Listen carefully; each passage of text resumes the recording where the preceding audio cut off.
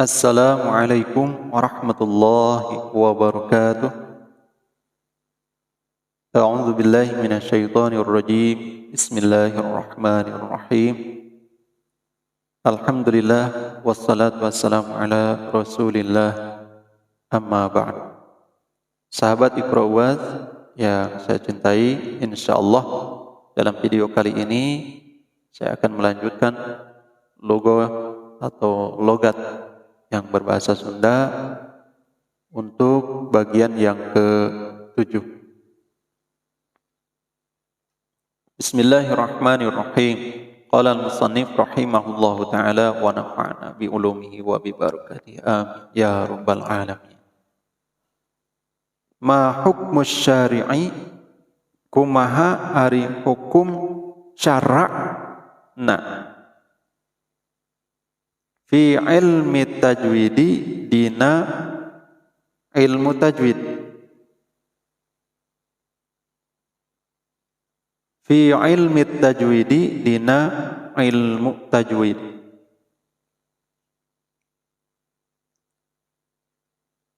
At-tajwidu ari ilmu tajwid. At-tajwidu ari ilmu tajwid. Ini sebagai jawabannya. La khilafa, eta hante aya perbedaan. La khilafa, eta hante aya perbedaan.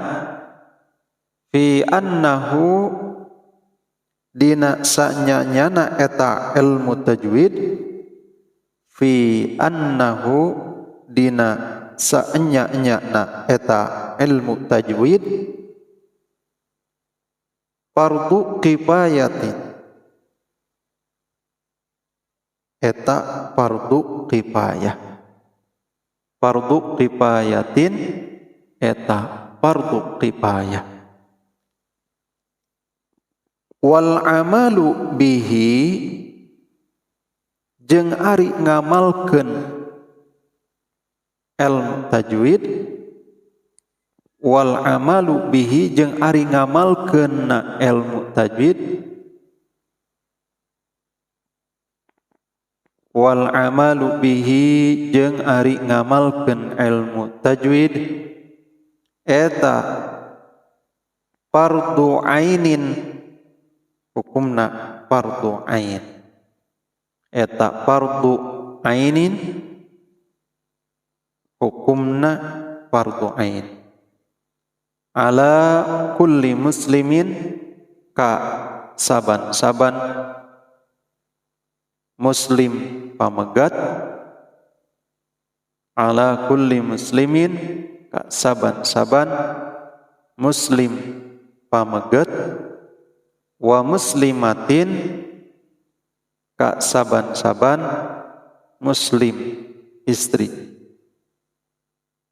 Wa muslimatin, ka saban-saban muslim istri. Minal mukallafina, tegasna sakabeh anu mukallaf.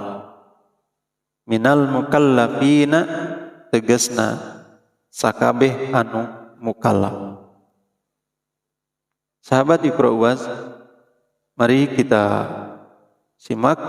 Saya akan bahas tentang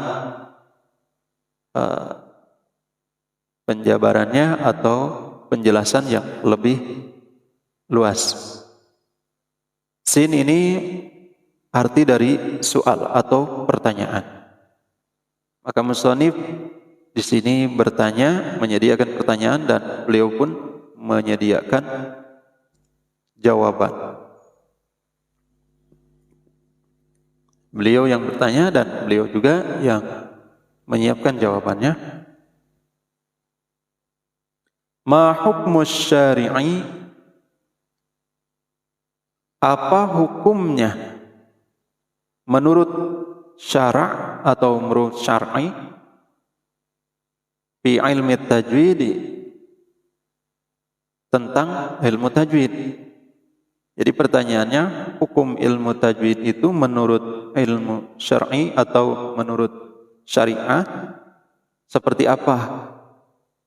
Maka musannif di sini menuliskan jawabannya, at-tajwidu la khilafa fi annahu fardu kifayah.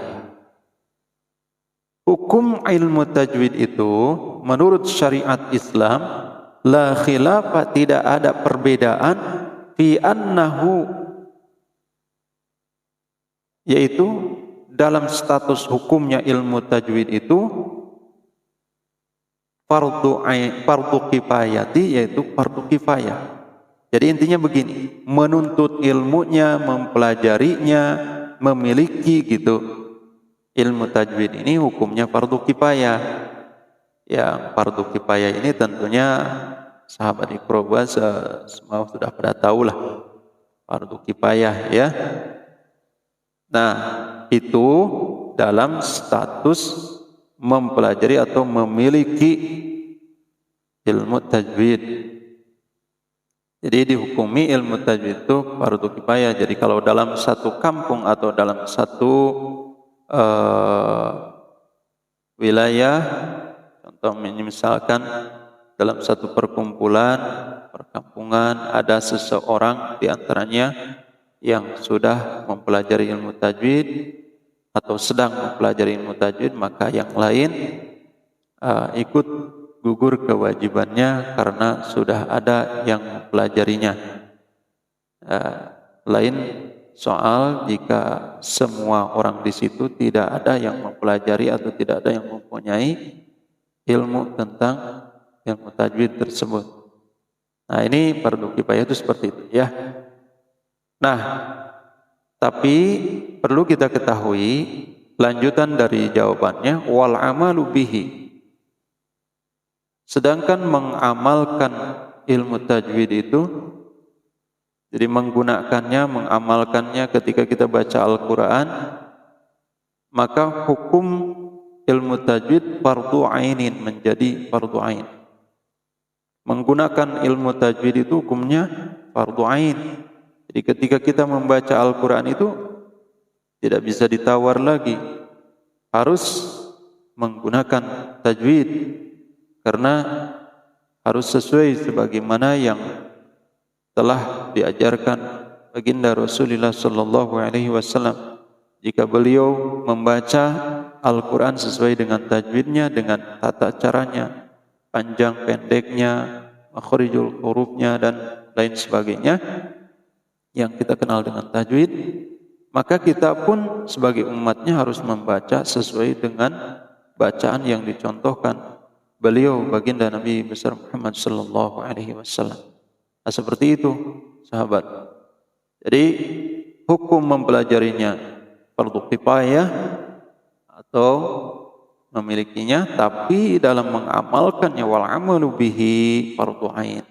Dalam menggunakan ilmu tajwid itu hukumnya fardu ain. Ketika kita baca Al-Quran wajib menggunakan tata cara sebagaimana yang dikenal dengan ilmu tajwid. Nah, mungkin timbul pertanyaan, bagaimana kok dalam mempelajari atau memilikinya fardu kifayah? Berarti orang yang sebahagiannya dari yang berkumpul atau sebahagian dari jamaah tidak mempelajari juga tidak masalah, tapi ternyata ketika baca dituntut harus menggunakan tajwid, jadi fardu ain. Berarti kalau tidak menggunakan tajwid, bacanya semaunya, yang pendek dipanjangkan, ha diganti dengan ha kecil, ha besar, ain dan alif tertukar, itu dosa ya, tidak boleh seperti itu. Nah, bagaimana caranya agar kita terlepas daripada kesalahan itu, sedangkan kita tidak memiliki ilmu tajwid? Maka di sini dihukumi fardu ain itu karena ada cara yang lain. Cara lain yang disebut dengan meniru atau mengikuti orang membaca. Contoh, kita mendengarkan bacaan orang lain, yang dikenal ia memiliki ilmu tajwid atau fasih dalam bacaan, lalu kita menirunya sesuai dengan yang mereka baca. Maka dengan kita meniru bacaannya, sedangkan ia yang membaca itu orang yang fasih, yang tahu ilmu tajwid, lalu kita tiru, maka insya Allah kita akan selamat dari kesalahan ketika kita menirunya. Nah, seperti itu. Makanya dalam mengamalkannya atau membaca Al-Quran, hukum menggunakan tajwid itu fardu ain. Walaupun kita tidak tahu ilmunya, tapi kita bisa menjadi fasih ketika kita meniru seseorang, meniru bacaan Al-Quran seseorang yang paham tentang tajwid atau yang bacaannya fasih. Nah, ini kewajiban menggunakan tajwid dalam membaca Al-Quran itu tanpa terkecuali, sahabat.